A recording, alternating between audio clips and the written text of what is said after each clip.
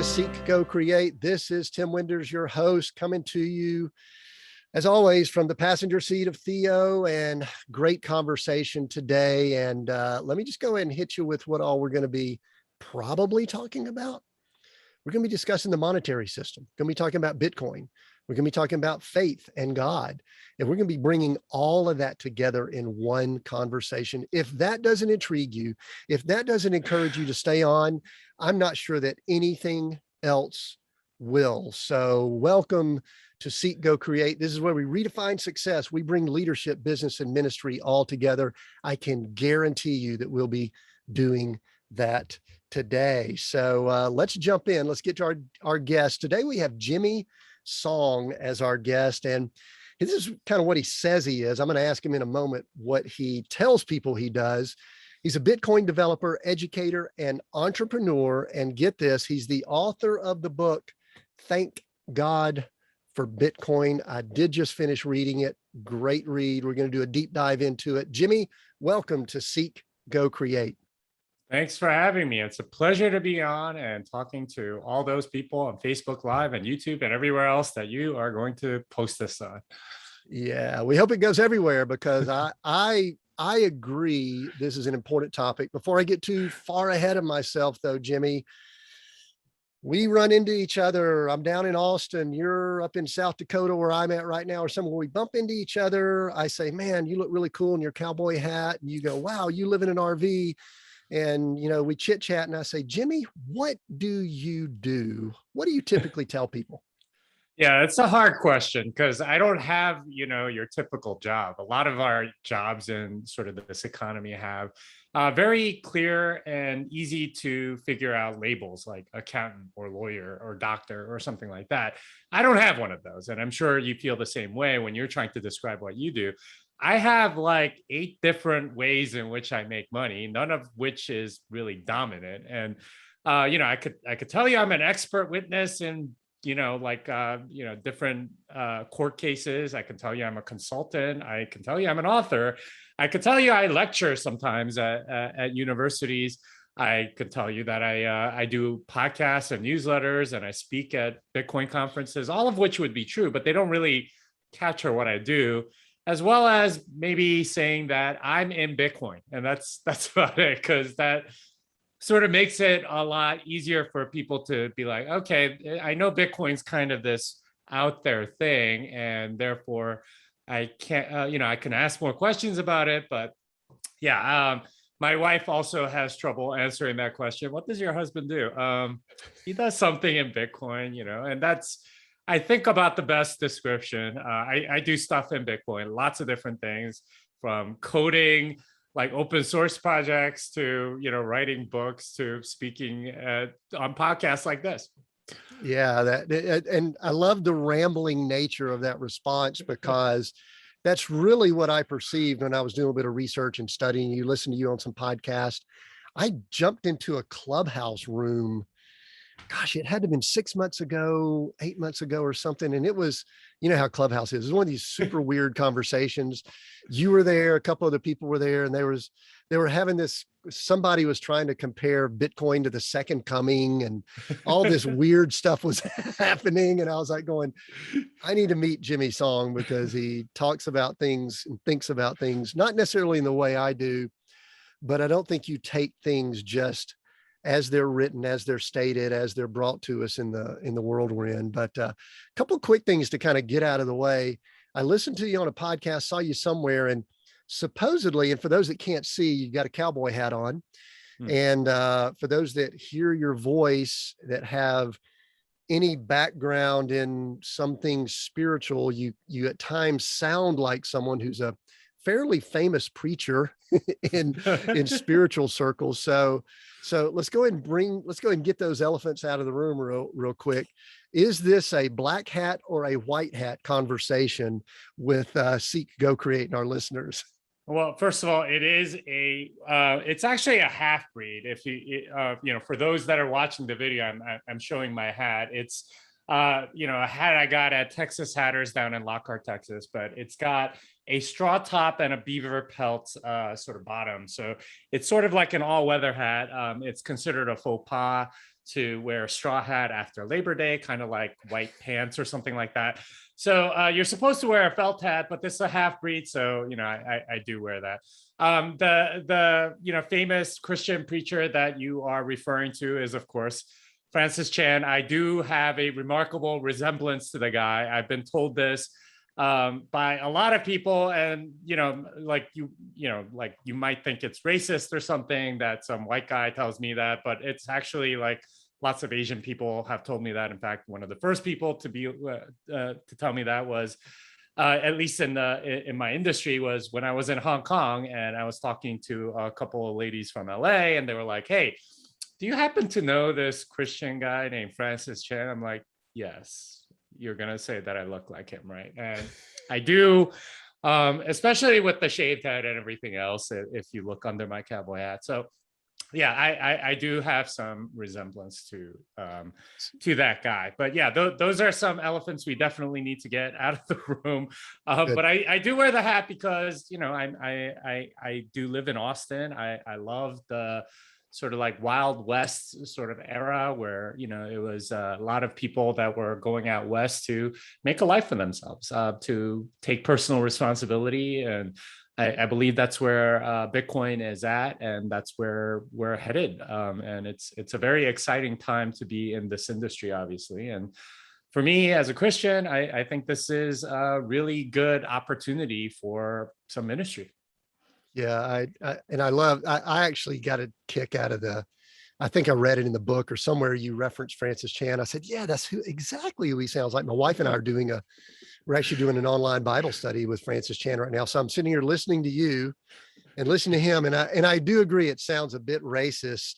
It's like, they all look alike. They all sound alike. I don't know if white people are that way too. I hate those things, but we can laugh about it because we're mature and we can handle it. But I really do look like Francis Chan. I honestly, like my wife tells me this, so it's kind of. And you sound like him. You sound like him some too. So this is what I thought would be funny. Let me just kind of get this out of the way.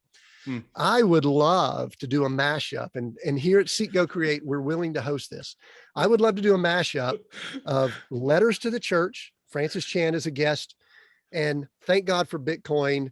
Jimmy Song is a guest. Bring y'all two together and let's have that discussion all together. I'll be facilitating and asking some questions. Don't you think that'd be cool? Oh, I would be really down with that. And, this would be like very meme worthy on Twitter and all sorts of places. And people would be like, wait, who's talking here? Yeah. I would take off the cowboy hat, maybe grow out my goatee to more of a beard style that he has, and see if people could tell us apart. Yeah, that would be fun.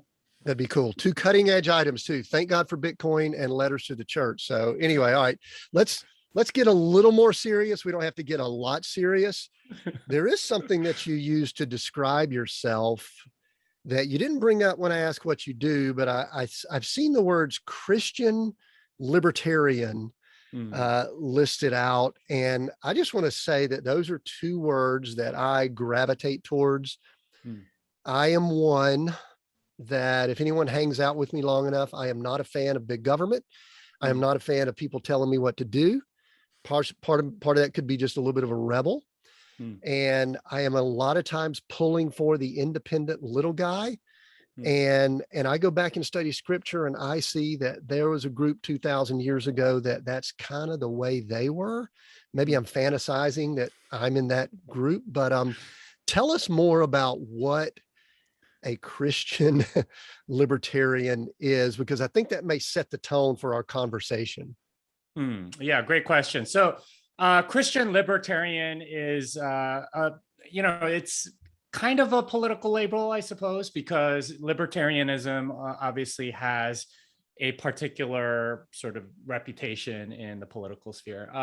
I believe that it's completely consistent with scripture. God gives us liberty. He gives us the option essentially to follow him or not, and that's for me at the heart of Christianity. He doesn't treat us as automatons and forcing us to follow him and saying you must do this or whatever. It's you have a choice. And if you want to be with me, then you follow me and you do what I say. If you don't, then, I'll give you what you want, basically. And that's a tragedy of human choice, is that oftentimes people choose not to follow God. And that's, something that I feel very passionate about, is that a lot of people think that they're being free when really they're being enslaved to something else.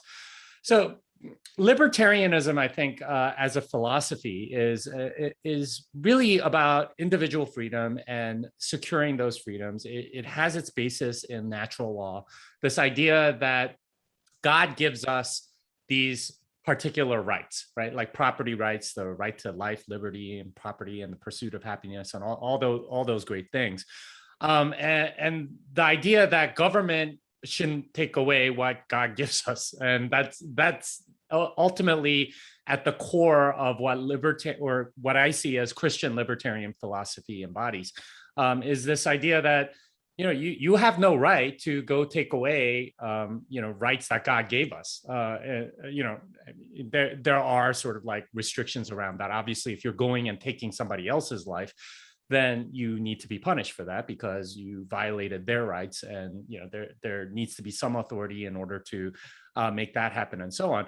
But like for the most part, it is all about giving people, leaving people to have the rights that God's already granted to them, and that's at the heart of Christian libertarian philosophy, at least as I understand it.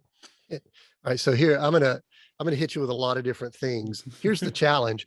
I think you and I think the same, but that doesn't mean I'm not gonna take the other side. And here's my first question with that: are we sure people can handle that? I mean, let's look at the last couple of years with all that's happened with this, whatever we want to call it, a pandemic or viral, whatever it is. I wonder, I kind of bounce around. Sometimes I'm super optimistic, and then sometimes I could be super pessimistic. And this morning I've got a little bit of both going on. So this is going to be kind of fun. Are we sure people can handle responsibility? Well, absolutely not. I mean, for the most part, a lot of people handle it very badly. This is why we are, creatures of sin and so on, and why we need the redemptive work of Christ. If we don't have God with this freedom, it ends up we end up being enslaved to sin, and that's kind of the idea, is that we come to him voluntarily. We're not forced into it. If we're forced into it, then it's no choice at all. It's not genuine in the least. And part of that, part of exercise of that freedom is in finding what actually works. And what actually works is God, is Christ, is following and changing and turning our lives over to him so that we can be transformed from the inside. Because at our core, we are corrupt, sinful beings. And this is where, a lot of governments, a lot of political philosophies go astray, because they try to reform people from the outside through coercion. And this is what socialism and communism and all sorts of things try to do. And in a sense, what our government is kind of trying to do with us right now is force people into what they perceive as more moral. And that doesn't work. You will always have rebellion because you're not reforming them from the inside. At the core of our being is our heart, is our soul. And that doesn't get reformed because you are compliant in whatever it is that you happen to be doing. Compliance does not mean that you are a more moral person. It just means that you are afraid of the particular consequences that somebody might, some authority might impose on you. So for me, that freedom comes with a lot of responsibility, and that responsibility is not something that we can handle. And it is dependence on Christ, it is dependence on God that allows us ultimately to handle that. And that it requires reformation from the inside, transformation from the inside into a creature that God has meant us to be. But without rooting out sin, no, we absolutely cannot handle it. But trying to handle it through external means, through coercion, doesn't work either. And it actually makes us even worse. You know what jumped to my mind as you were saying that is I jumped to, I don't have the chapter and verse, but in Matthew, the rich young ruler. Mm. And I actually thought about, we're going to bring money into this because we need to bring money into this discussion fairly quickly. We're going to talk about the monetary system, the Fed, a bunch of cool stuff like that, because everybody loves talking about that stuff. And but what jumped to my mind was the conversation that Jesus had with his disciples after his encounter with the rich young ruler. And he made a comment, said it is harder for a rich man, it is hard for a rich man to enter the kingdom of heaven. And disciples were shocked, which is very interesting. It tells you where money was as far as stature in that time. And his response says, but with God, all things are possible. And so you responded to me, and it kind of jumped to my mind. You said, no, we're not. We can't handle responsibility. We can't handle interaction. We can't handle money. We can't handle material things. We can't handle any of that stuff without God. But so now that we brought money into it, the challenge that I have is that I see that in many parts of the world, we've made government God. We've made pieces of government God, and we've kind of tried to remove God from the equation. So, all right, Jimmy, this is a big question. You address this in the book so well. I think it's one of the most valuable pieces of the book. What is wrong with our current monetary system? Let's go ahead and dive right in. Many people would say, oh yeah, it's fine. It's good. We've got good stuff going on. What is wrong with it? Why is it so messed up? Yeah, I want to go back to your story with the rich young ruler, because I think that sort of like illustrates what was wrong with it at the time that Jesus said this. And you can go read Makers versus Takers, great book by Jerry Boyer, that analyzes that particular story, along with a lot of other encounters that Jesus had with rich and poor people in the Bible. But that happened around Judea, right? And if you think about what was happening, this is a rich young ruler, right? It's somebody that's ruling over a particular area. And if you read the context of it, it's very strongly implied that this is probably someone of the priestly class, right? Somebody that is up in sort of like the bureaucracy of Jerusalem, if you will. And he was pointing out those people, not specifically, hey, anyone that's rich, they're going to have a hard time getting into the kingdom of heaven. It's, okay, these people are used to a certain way of, society being laid out. They're really what I would call like rent seekers, what the Bible calls busybodies, people that are benefiting from government largesse or the powers that be, if you will. And those are the people that have sort of the luxury of being able to think about these things in this particular way. I've obeyed everything since I was a boy, but okay, well then go sell all your wealth, give up all of this stuff that you're talking about, this rent seeking, opportunities that you get because of where you happen to be and what place you were born, and come follow me, right? Like be a participant in what I'm trying to build, instead of, propping up this, priestly class and the rule of Rome and, the Sanhedrin and everything else. That is very much what the current monetary system is sort of like upholding, right? The current monetary system is what I call a cesspool of theft, corruption, and cronyism. And that was very much the case back in Jerusalem back then. And with pretty much every government that's ever existed, is that you have theft, you have corruption, you have cronyism. And this was definitely the case in ancient Israel as well. During Jesus's time. And this is what he was condemning, was, hey, you know what? These people are doing just horribly unfair things, and they are getting their riches sort of like very unjustly and so on. And that was a large part of what he was condemning. Now, what is wrong with the monetary system is essentially that there's a central party that gets to print all of the money. And this is many of you that are listening to this probably have an instinct towards this, like, okay, the system kind of seems unfair, but I don't really understand how it's unfair and so on. Well, let me spell it out for you. The way the current system works is everything is based on debt.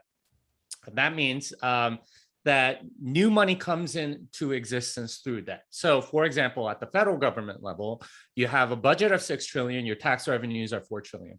You have a budget deficit, $2 trillion. Where does the $2 trillion come from? What a lot of people think is, oh, well, they sell bonds and treasuries and the public buys them up and that's it, right? Like the public lends them $2 trillion.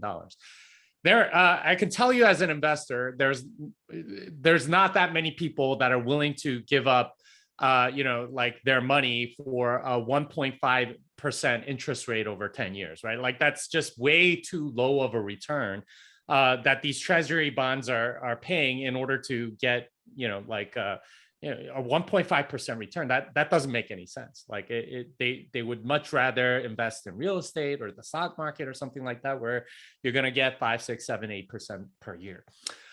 So where does that money come from? Well, some foreign central banks will take it, but mostly it's printed by the Federal Reserve. And this is the Central Bank of the United States. And they are called the lender of last resort for that reason. If you try to sell $2 trillion worth of bonds or treasury bonds, what you call treasuries, right? Because they're issued by the Treasury. And say like, $500 billion worth gets sold into the market, which is way more than what actually gets sold. Where does the rest of the money come from? Well, the Treasury buys them. Well, where does the Treasury get its money? Well, they print it into existence. It's considered debt, so they just print it into existence. All this money comes into the market, and that's how new money comes into existence, is through debt. And this doesn't just happen at the federal level. That's just one example, and they are obviously the most prolific in terms of debt. I think the current budget deficit or the national debt is somewhere around $28 trillion, right? That's how much accumulated debt that they've had since however long. But the rest of it, there's way more than that at other levels. So commercial banks, for example, do the same thing with commercial bonds. So when a big company issues, corporate bonds, they are bought up by commercial banks, and they also print it out of nothing, right? Like they buy these corporate bonds with money printed out of nothing, which is why they get sold, even though they return like 2%, right? Again, that's not a very good investment. 2% over 15 years or 30 years or however is not a good investment to anybody, and any investor knows this. Let's go down another level. Even at the retail level, when you're going and getting a mortgage, right? Like you're getting a mortgage for $500,000 over 30 years, and it's at 3%, right? Like, does that come from somebody else's savings? No, it does not. In fact, it almost always comes from the bank printing money on your behalf. So at every level, it is money printed for the sake of the people that are benefiting. They're getting access to newly printed money. This is what you would call the Cantillon effect, which is named after an Irish French economist from 1700 who noticed this with the world's very first central bank, the Bank of England. And as a result, what we're doing is everybody in the U.S. is obviously benefiting from this, because if you are, a member of government, obviously you're benefiting because you get to spend money that you don't have. If you're a corporation, you get to spend money that you don't have. If you're an individual, you get to spend money you don't have. You get to leverage the heck out of the system. So the science of economics or the study of economics is really looking at, okay, here are the seen effects. What are the unseen effects? Can we really get something for nothing, right? Because it feels like no one is being hurt by all of these loans that are being handed out. Well, yes, you are hurting some people. And in fact, these are some of the most poor and most vulnerable people in the world. And this is done through inflation, through monetary expansion, through money dilution. And most people think, well, okay, right, that means that whatever I have in my bank account gets diluted. Yes, that is true. And depending on how much of a cash position you have, you are getting diluted, and that kind of sucks. But it's way more than that, because the dollar is the global settlement currency. So almost all trade happens in the dollar. So there's a lot of other people besides the people in the United States that are getting hurt. And in fact, if you go to any other country with inflation problems in their own currency, the currency that they desire the most is the US dollar. And this includes places like Nigeria and Turkey and Lebanon, which are going through severe inflation at the moment, but also places like Venezuela and North Korea, right? And Zimbabwe, places that you would never expect. In the North Korean black markets, the US dollar is the #1 currency that is desired by every black market merchant. And it is those people that are being stolen from. Because whenever you expand the money supply, their dollar purchasing power goes down. And in fact, this is not just theoretical, this is happening right now. We have reports coming out of North Korea talking about all of those people that are there complaining about how prices have doubled in the last 8 months, right? Prices have just literally doubled for everything. So whatever money that they kept in dollars, it's getting diluted. So your stimmy checks, all your PPP loans, everything that you are benefiting from through government largesse, it ultimately hurts people. And it's usually people that can't fight back. It's the orphans in North Korea, the black market merchants in North Korea. It's the people in Venezuela. It's the people in Zimbabwe. It's people that are using the dollar as their store of value that we are stealing from. That is horribly unjust, and that is what is wrong with the current monetary system. It benefits a few at the expense of the many, and this was very much the case back in Jesus's time. It's also the case right now. So here's the deal then. So this is, again, I'm going to keep hitting away at this because I agree, but this is what grieves me. It doesn't seem as if anyone cares. I hate to say that. I mean, I'm sitting here listening, going, and I'm digging this, hoping that people aren't just tuning out because, oh my gosh, I thought they were going to tell me how I can make a boatload of money with Bitcoin or whatever. And they're talking about the monetary system that has been a problem for 2,000, 4,000, 6,000 years. So, I mean, the big question here, Jimmy, is if it hasn't changed in 2,000 years, we're going to get to Bitcoin in just a moment. Why would we, in our spiritual or natural wisdom that we have, think that anything's going to change in the next 20, 30, 50 years because it hasn't in 2,000 years? And listen, I know we could go through, you did a pretty good job of this in the book. You know, we could look at the first national bank here in the US. We could look at the early 1800s, the second national bank. We could look at, the creature from, Jekyll Island in, 1913. We could look at Bretton Woods. We could look at 1970. We could look at all that stuff. But has anything really changed? And do people really care? That is what grieves me. Help me out here. Well, people do care, and they typically care when it's a little bit too late, right? Like when you're entering hyperinflation and so on. And there have been the number of hyperinflation episodes around the world have exploded since, basically World War I, when the first central banks were really like kind of in operation and so on. So people do care, much like they care about taxes. And almost every revolution in history can be traced back to too much taxes in one way, shape, or form, and that's happened all throughout history, right? And inflation is a form of a tax, except it's a very tricky one. It's very difficult to understand how it's a tax, that wealth is actually being stolen away from you. But once you understand it, it's something that you can kind of grasp and say, oh wow, this is a tax, and people are, have some level of self-interest. So for that reason, I think people definitely do end up caring. But yeah, the sort of like mechanics of hyperinflation and inflation and so on have gotten much worse over time. So it used to be back in Jesus's day, you had a denarius, right? Like it's a silver coin worth about a day's wage and so on. It had 3.8 grams of gold, something like that. It was a tiny coin. I have one in my office. But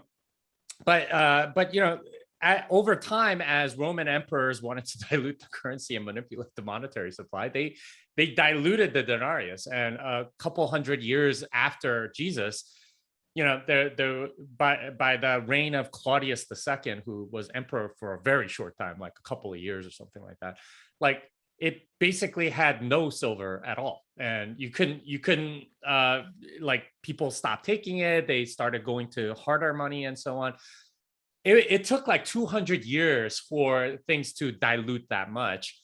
These days, like, contrast that to something like the Weimar Republic in Germany, and hyperinflation happened way faster because they just would print more bills, right? Like it would continuously, they literally had, people printing money every day, and it would get, the denominations would get larger and larger, instead of this whole process in Roman times where they had to collect all the coins, melt them all, and dilute it a little bit and print new ones. And that was a labor intensive process.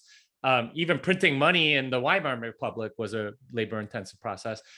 Now it's all digital. They literally just press a button and you get an extra $1 trillion, or I guess they can make a $1 trillion coin and give it to the treasury or something, but it's all bookkeeping like nonsense, right? Like it's an accounting trick essentially, but it's way faster and way worse. The reason for the hope that we have is, of course, Christ. But one of the things that we have now is this decentralized form of money where you can't get diluted, where this expansion of the monetary supply doesn't benefit a privileged few, the rich young ruler, or the people in power, or people like that.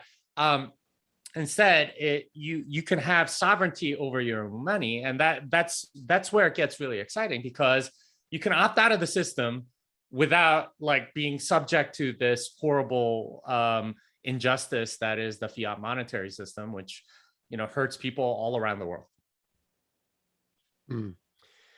All right, so much there. You helped me out a little bit, but the last thing you said triggered me. Because it was something that I wrote down, and I've done a lot of study related to the kingdom of God and the world system, which is what I call the Babylonian system. So just allow me to call it Babylon kingdom. Okay. And you just referenced that we have the ability to opt out of this world system. And one of the things that I wrestle with as a business person, as a follower of Christ, is how, and I mean, I look back at, Jesus and his disciples, they still operated underneath the Roman Empire. We can kind of fast forward to Paul, and, he used the Roman roads to spread the gospel, which was pretty awesome.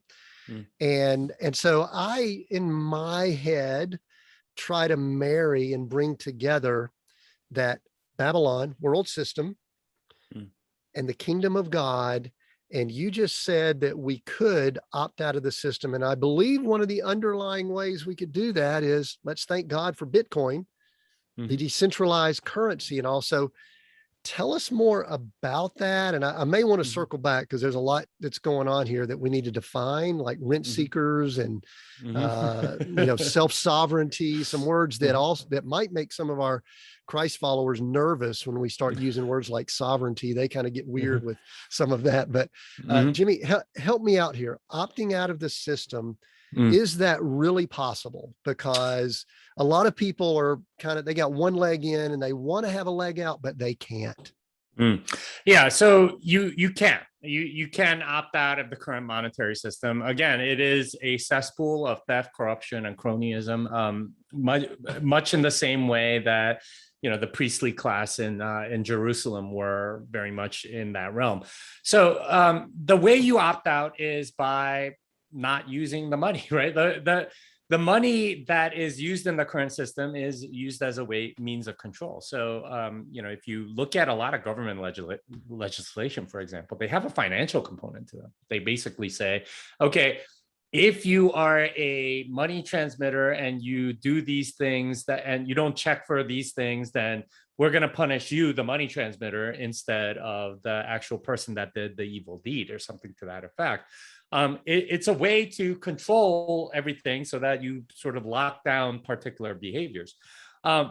I don't think that's biblical. I don't think that's good. I think that's actually quite evil because like it might sound fine. Okay, well, the government is using that ability to stop child pornographers and drug pushers or something like that, and that you might agree with. But what if they started saying stuff like, hey, we want to persecute Christians, right? Like, which they do in many countries, right? Like this is a reality, not in America, at least not yet, but in many parts of the world. If you're a Christian, you are going to get persecuted. They might take away your money, they might take away your property, and things like that. To put someone else in authority over your money makes you essentially their servant, right?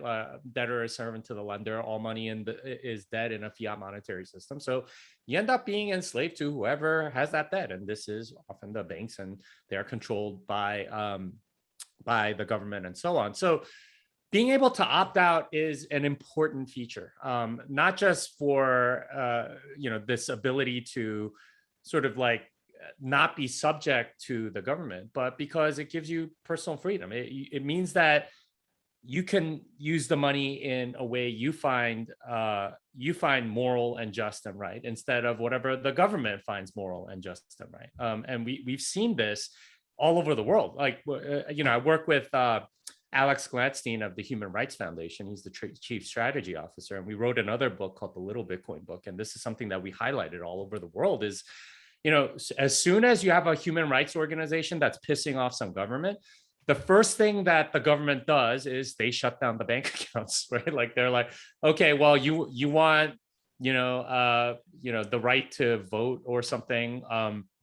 We're going to take away your bank account, right? Like you want the right to do X, Y, or Z. Well, we'll take it away. And as soon as they do that, the organization becomes impotent. All right. Like, and they do that for the leaders of that movement or whatever. You end up subject to the morals of the government that you happen to be in. And they can enforce whatever it is. Now, if you happen to align exactly with whatever your government says is good, then I guess good for you. But as soon as you disagree, this becomes a problem in the monetary system. This ability to opt out means that you don't have to be subject to that. You can have your own conscience. You could just follow God instead of following, whatever the government dictates. Say, a big sort of like controversy right now in Christian circles is, vaccines and masks, and a lot of it is, okay, well, government is very much trying to get people to wear lots of masks and get everyone vaccinated, and they're using everything within their power to do that. Now, you can have different opinions within the Christian circles about that particular issue, but ultimately, like, shouldn't each person follow their conscience, right? Like, not do whatever it is that the government happens to say is right. That's financial coercion, and I believe that to be a very evil thing. And the ability to opt out of that financial coercion is what we're saying you have the ability to do by opting into a decentralized, non-authoritarian currency. Yeah, and one of the things, I mean, that actually you go right to a point that I jotted a note down. Mm. You're talking about, how does someone opt out if they work for a company that has over 100 employees with mandates and all in place? And one of the things I wrote here in my notes, most people are ignorant about money and the system of government. Look how they caved to mandates and government reach in the last 2 years. And I really pulled a quote from your book, Thank God for Bitcoin. And so I'm going to kind of mention this quote, and maybe you could expand on it a little bit more. You basically brought up that growing wealth inequality attracts people to political philosophies that sacrifice individual rights for a collective vision. That's a direct quote. I don't have the page and chapter, but anyway, that's from your book. And so, I mean, what we're talking about, and then this is kind of what goes to when I kind of get less optimistic about the future, is looking at what's happened with, and I don't necessarily want to get into this. To me, it's just indicative, and it's a great example. Mask, no mask, get a shot, don't get a shot. I can't even really call it a vaccine. You don't work if you don't get this. And those things are really bothersome for me. So all of that brings us up to now, one of the things we haven't done yet, because I want to kind of get into 2009, what happened in early part of 2009 and how things shifted and changed. But before we do that, I think you need to discuss a little bit, because we haven't specifically mentioned the term fiat money. I think you need to go a little bit, and you could jump on some of the things I said earlier if you want to, but tell us what fiat money is, why it's a problem, and then we're going to ease into what happened in early 2009 from the person that maybe you know who it is. I don't know that we know who it is that invented or came up with or wrote this white paper that's basically math called Bitcoin. So fiat, what is it? What's the problem? Well, fiat is Latin for let there be. So if you read like the Latin Vulgate or something like that, which is a Latin version of the Bible, the first sentence in the Bible is fiat lux, right? Like that's what God said, let there be light, right? So it's this act of creation, and that's what it's supposed to invoke. Now God can create because God is all powerful and all and so on. But when government just sort of creates out of nothing, it stays kind of nothing, right? Like God has the ability to create something real because he is God, but when it's government, it doesn't make any sense. But that's where the term comes from, and it comes from the fact that money is no longer backed by anything. It used to be backed by gold, and this was the case from about 1870 to 1910. When the entire world was what was under what we would call the gold standard. So every national currency was convertible to gold. So in the United States, $20.67 got you 1 ounce of gold. You can turn it in at any time and get 1 ounce of gold for $20.67 at any bank. That was the idea, is that these were representations of the gold that was actually held at your bank. And that was the case in every country. So foreign exchange, all that was very easy because everyone was on the gold standard. You just do math, right? Like multiply by one, divide by the other, whatever. And you have you have the amount of currency, and you didn't have these complex FX markets and so on. What changed was what really brought about like the big changes was World War I and World War II. So both wars were absolutely completely devastating to the world, as we all know. But part of it was that like nobody that saw the beginning of World War I thought that it would last as long as it did, because it was the heir to the Austro-Hungarian Empire getting murdered by Serbian separatists. Okay, it's a regional conflict in the Balkans. They'll sort it out. It'll be a 6-week war and it'll be over. That's what everyone thought. What they didn't take into account was the fact that essentially everyone had a central bank at that time. And because they had a central bank, they could print money whenever they needed it. Previous to that, every government that went to war had to finance the war, right? Or like pay for the war through savings. So war is very expensive. You have to, buy weapons, you have to hire soldiers, you have to have all sorts of logistics, and you bring down like the production level of everything else in your economy. So you're not being able to export as much, and you don't make as much tax revenue. And there's all sorts of ways in which it becomes very, very expensive. So, usually like, wars would end when one country would run out of money or was getting close to run out of money, at which point they would go sue for peace, and that would be it. Fiat money changed all that, because with the central bank's ability to print money, whenever you needed weapons, you just printed more money. Screw everybody else that that was using the money, and this is where you get into hyperinflation scenarios and so on. Essentially, what that amounts to is stealing resources from your population, everyone that's using that money. And that's what all of the governments in World War I and World War II were able to do, is instead of suing for peace because you ran out of money, well, you don't run out of money when you're using fiat money until you take all of the resources of your entire population. And in fact, like if you remember the ending of World War II, it wasn't because, like Germany ran out of money necessarily. They literally ran out of people. right? Like they didn't have anybody between the ages of 16 to like 70, like that were male, that were left to be able to shoot guns and drive tanks or whatever. They literally just kind of ran out of people. They ran out of every resource that they could have possibly had, and that was the ultimate humiliation of World War II, and it just like drained everybody of money. That's what fiat money allows the people in control to do, and that's why it is just so pernicious. And that's essentially what fiat money is. It's not backed by anything, and it was nominally backed by gold up all the way up until 1971. But after that, when Nixon temporarily suspended the convertibility to gold 50 years ago, it's now basically they're never going to allow convertibility again. It means that like the money gets printed and value gets stolen, from everybody else that holds the dollar. Now it gets somewhat stolen from us. Whatever bank account balance that you have, it's being diluted every time the Fed expands the monetary supply. But it's mostly being stolen from a lot of people around the world, right? Like if you think about stuff like trade deficits or something like that, where we send China like $200 billion worth of treasuries that we just printed out of thin air, and they send us $200 billion worth of goods. Who's making out well there, right? Like you're not giving them anything. You're just sort of issuing debt, and they give you goods. It's in any other era that would be called tribute or something.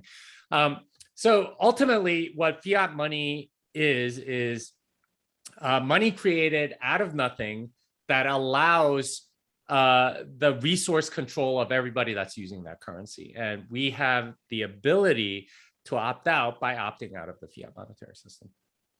And so one of the things I want to bring up in your book, Thank God for Bitcoin, you spend a lot of time addressing the morality or the immorality of the current system.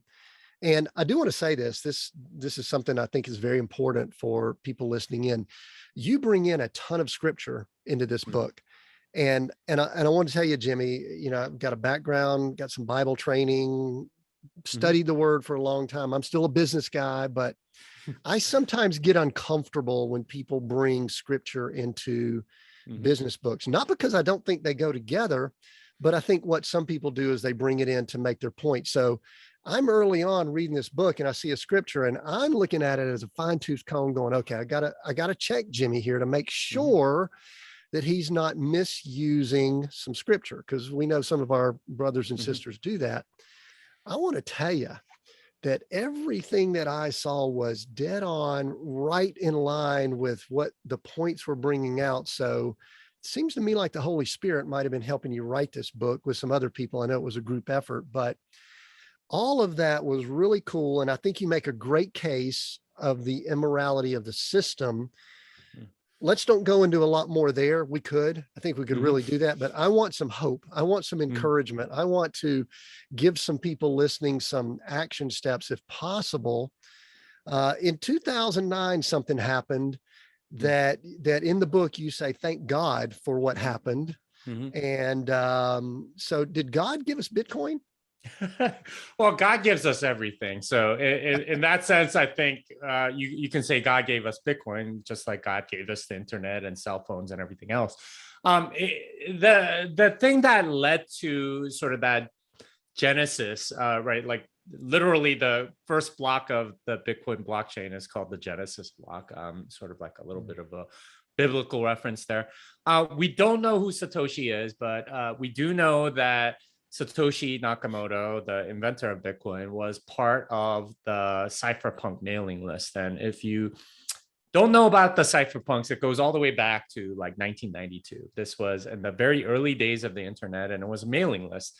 And there weren't that many people on the internet in 1992, but there were a bunch of people that were like focused on privacy and focused on sort of getting out from sort of the authoritarian fiat control that we know of. You can go read the Cypherpunk Manifesto, which I think Timothy C. May wrote.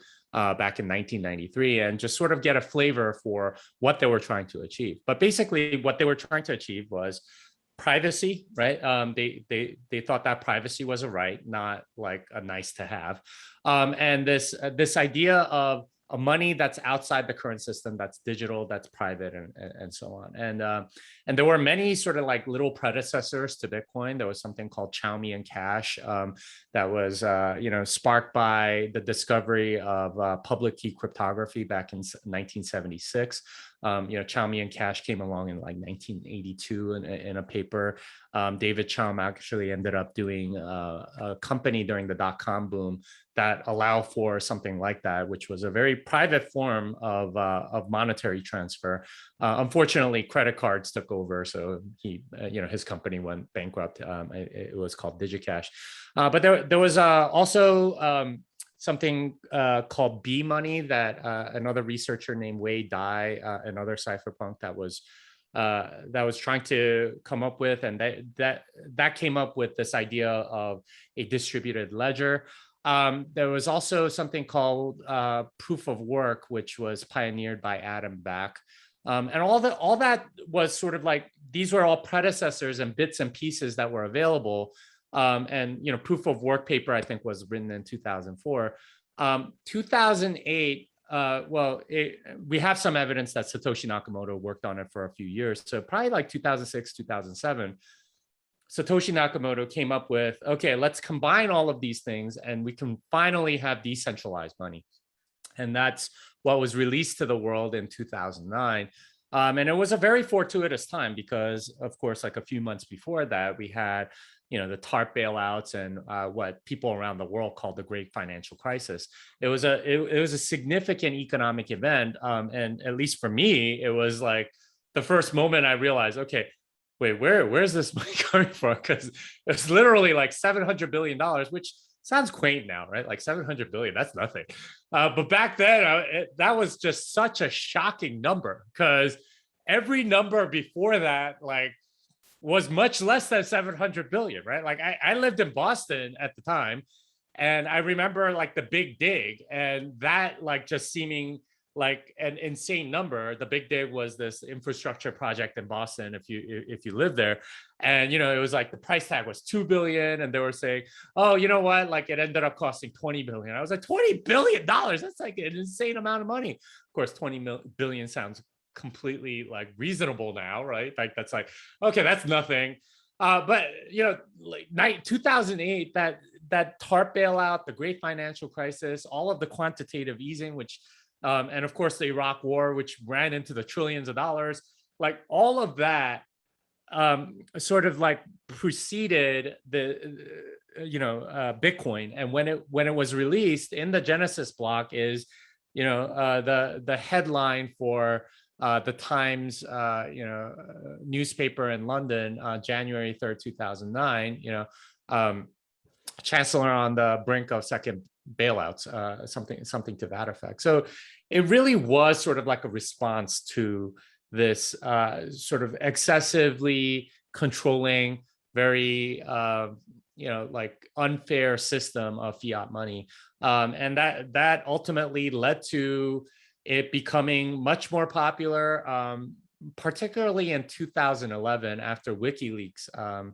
adopted it, because PayPal had shut down their bank account or their PayPal account for donations. So they were like, okay, we have no way of receiving donations, so we can expose government corruption.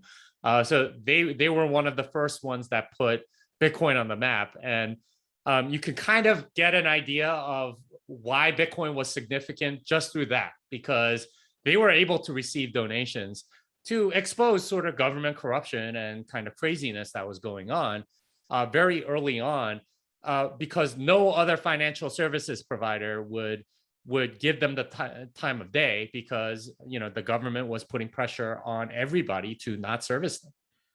Yeah, and all of that. I mean, I don't think I recall. I mean, I dipped my toes into Bitcoin cryptocurrency in 2017, which some would say that's late to the game. Some now would say it's early. But when were you first exposed? When was your first interaction with all that was going on? You were in those circles. Seems like you've been around those circles for a long time. Yeah, so it's been a little over 10 years for me. So I got into it back in 2011 when I saw an article on Slashdot, which is the tech site. So I've been a just background.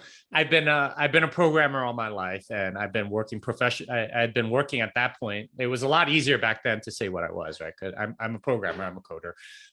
That's what I was. So I read a lot of like technical news and so on. So there was a technical news website called Slashdot, and in February of 2011, there was a story in there that I knew nothing about, and those stories are very rare, right? Like at least something about every single story that's going through the tech stuff.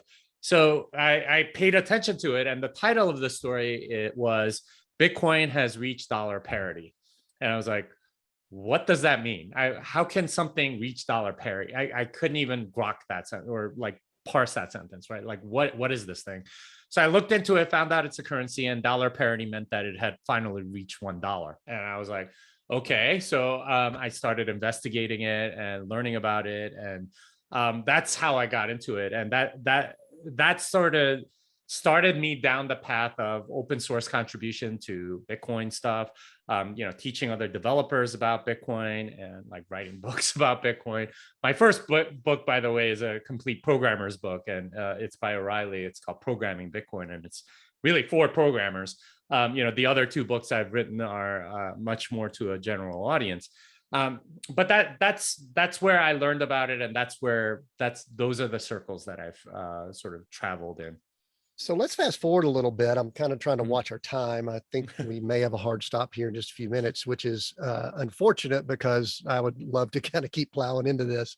Well, if you have a hard stop, that's fine, but I can go for a little longer. Oh, if you can go, then we're in great shape here. So here's the it's been such an interesting cycle. I want to share this.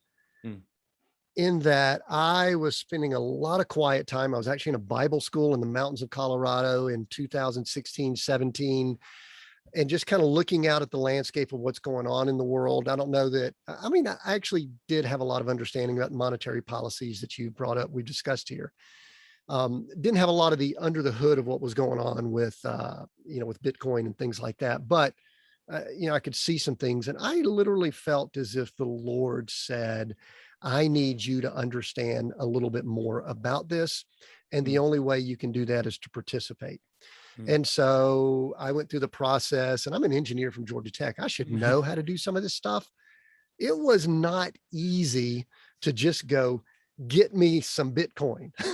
This was 2017. And what was it? I don't know. I don't even want to go into what it was back then. And then I'll even bring this to today. We were at a restaurant up here in Spearfish, South Dakota this last week, and I paid with this credit card that that has the symbol on it. And the waiter was a young guy. I could tell he thought I was paying with Bitcoin, which I wasn't. It's just I get some rewards and I get paid in Bitcoin from those rewards. You're probably familiar with some of that. But so let's fast forward. Let's come up to today, and let's help people that might just now be getting on board. Maybe they know a lot, maybe they don't. But Jimmy, I at times have difficulty applying all of this discussion to what does the average guy do today? So, and listen, I highly recommend they get your book so they have some understanding, but there are a lot of people that they don't want to get deep into the code. I stumbled onto one of your articles, and truthfully, I just backed away from the computer and I just kind of washed my hands of it. I was like, Pontius Pilate. I go, I don't even want to know all that stuff about, is something going on with something that happened in February of 2009 with someone who had Bitcoin, or they transacting 10 Bitcoin today. Anyway, all of that. What does average Joe need to do today? We're recording in late 2001. People might be listening in 2022 or whenever, because there's some people that are spiritually, they're feeling nudged to do something. They're feeling nudged to get out from underneath this thumb of control. The word we used earlier, self-sovereignty. They kind of like it. They don't understand it. Jimmy, what do people need to do? Yeah. So as a Christian, I think the first thing that you need to do is get out of debt, because debt is it is evil in so many different at so many different levels. I think it's very clear from Proverbs, debtor is servant to the lender. Most of us live lives where we are servicing our debt and not serving God. And I include many churches in this, many organizations in this. They are serving money rather than God. And that's going to be a hard word for a lot of people to hear because they have to rethink all of their life choices. Most of us have a mortgage, including me. I'm going to have to go figure out what to do with my mortgage. And if you think about it, I have a clue for you. You ready? Here's your clue. Right behind me here. RV, be mobile, nomad, no mortgage here, Jimmy. Maybe I need to give you a little bit of guidance there, huh? Yeah, I could definitely use that. But yeah, there's definitely a spiritual aspect of monetary debt that we really need to wrestle deeply with and figure out what to do with, because not only does it enslave us, but it is a horribly unjust system. We talked earlier about what it does to people in North Korea, in Zimbabwe, in Venezuela, in Turkey, in Nigeria, in Lebanon. All these people around the world are suffering because of your excess, right? The mortgage that you're taking out is essentially diluting their savings. And you may not think of it that way because you don't really understand money. Now that you know, you have to do something about it. And that's something that you really have to think deeply about. Once you're out of debt, and this is not going to be easy for a lot of people to get out of debt, period, because they are chained to their jobs. They have a certain level of lifestyle that they're sort of accustomed to because of the access that debt gives them, right? They're able to buy things now and be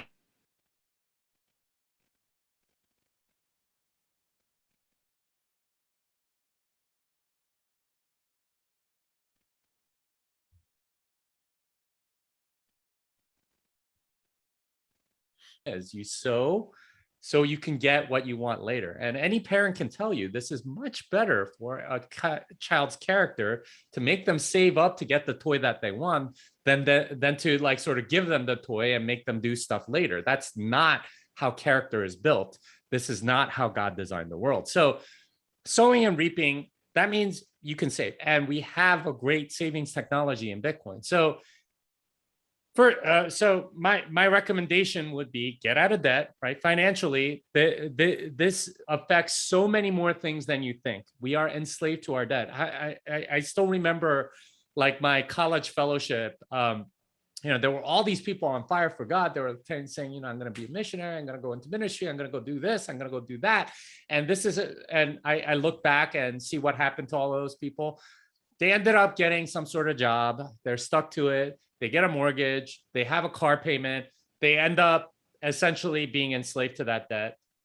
They haven't been able to, like maybe they tied to their church, great for them. But ultimately, the passion that God gave them died because of debt, right? It pours water over this fire that God set on our hearts. So get rid of that. Right, like seriously, I know Dave Ramsey is not a big fan of Bitcoin, but I agree with him that debt is a pernicious influence on our lives, and it corrupts our souls way more than we think. And in a sense, as soon as you have that, you're serving them. Yeah, I want to pause you 1 second though, because this is interesting. I look back on our business career, and in 2008, we owned a lot of real estate. We had companies, and I don't have to tell the rest of the story there. But to me, debt not only was such a challenge with my decision making, with how I heard from God, with how I perceived God, because it was impacting me in the way I made decisions. But to me, I think it ate away at my soul. I think it literally damaged me at the soul level when month to month to month we were trying to service that. I only wanted to pause there now. Keep going. I totally am in agreement with that. Let's keep going. Yeah, and that is like just horribly corrupting to our souls, right? Like you're servant to the lender. You are serving money, right? Like, and that is something that Jesus very clearly wrote about or talked about, right? Like, and the Gospels tell us very clearly, okay, you can serve only one master. You can't serve both God and money. And if you are in a job where you're constantly servicing debt and so on, well, then you are serving money, and you need to come to grips with that as a Christian and understand, if you want to serve God, you need to get rid of this debt so that you can serve God. Now, how do you do that? It's going to be difficult. You're going to have to cut back on your lifestyle. You're going to probably have to cut back on a lot of things that you're used to. But in a sense, I think that's a purifying thing. Like you're able to do this so you can go serve God. That, I can't think of a more worthy endeavor than trying to serve God by getting rid of your debt, because you're switching from one master to the other. Now, once you're out of debt, you can save in Bitcoin, and this is the savings technology aspect of Bitcoin that I think a lot of people miss. Most people think of it as a speculative instrument. Now I can, if it doubles, now I can go spend money on this or that or whatever, and they think of it as sort of like a financial plaything. I would submit to you that that's very much a fiat mentality. That's very much we've been conditioned to think that way because of the current monetary system, where nothing stores value. They want you to constantly spend it and be sort of enslaved to the system. So instead, like they point you towards, these opportunities and whatever, where you're essentially making money for doing nothing. And this is, by the way, the definition of rent seeker is somebody that gets to tax a transaction without providing any value. So think of a typical government bureaucrat or whatever. But in many ways, this is kind of what a lot of people are doing with quote unquote investing. It's okay, well, if I buy GameStop right now and it pumps, like 200% and I make money, well, then, I've made out, and, like, screw the people that didn't. But, like I'm able to, have more money for doing other things. I think that's literally decivilizing. That is literally doing something. You're putting capital towards things that are not adding value, right? Like that are just pumping, right? Like there's a company earlier last year, I think it was Hertz, bankrupt company, and people were pumping it because, okay, well, I can make money on this. Well, yeah, you might make money, but you're not putting like your role as somebody that is investing is supposed to be allocating capital to things that will build things that are useful for civilization. If you're doing it just for the pump, well, then the money's not going towards things that deserve it or that will build civilization. It's going towards sort of schemes, and ultimately those decivilize. They break down civilization. And like in any sort of hyperinflating economy, that sort of behavior is very common. You can read about the Weimar Republic. There's a book called When Money Dies. It talks about very much stuff like this. So Bitcoin gives you this ability to save, and that is a critical part of being able to plan for the future. If you have the ability to save, it gives you a lot more options to be able to do what you want to do. This is the nature of liberty. And if you want to be free of sort of like the shackles of your job or whatever obligations that are imposed on you by debt, saving is a great way to do it. And instead, you could be shackled to Christ, right? Be yoked with Christ and do what He wants you to do. And that's my prayer for all of your listeners, is that I think we have a destiny, right? We have things that God wants us to do that are wonderful and amazing, and will fulfill everything that we've ever wanted. But instead, we service debt, we service money, and we end up not being able to get the great things that God wants for us. He wants to bless us so badly, but we're not open to it because we're servicing debt, and we're having to do all these things that ultimately aren't good for us. By saving, by having some freedom, giving us that space to follow God, like that makes all the difference. And I think as Christians, that's where we need to go. Now, practically speaking, I think this was your original question. If you want to go buy Bitcoin, there are like 3 very easy ways to do it. You can go download Cash App for your phone. It is literally an app like Venmo where you can transfer money back and forth, but it also has the option of being able to buy Bitcoin. There's a little Bitcoin symbol at the bottom. You click on it, you enter your debit card, and you can buy it, and you have exposure to Bitcoin. There are more levels to that thing, but that at least gives you a start. Another one is River Financial. You can go to their website, and again, entering in your bank account information, you could go get exposure to Bitcoin that way. And the third is Swan Bitcoin, very similar. They're all companies that are very much focused on Bitcoin only. And I specifically say that because I've been in this space for 10 years. All of these altcoins come and go. They are very much like fiat money, and they're enslaving in the same way that fiat money is. Bitcoin is the one that's actually different. As a Christian, you need to look at Bitcoin and not all the other stuff, which is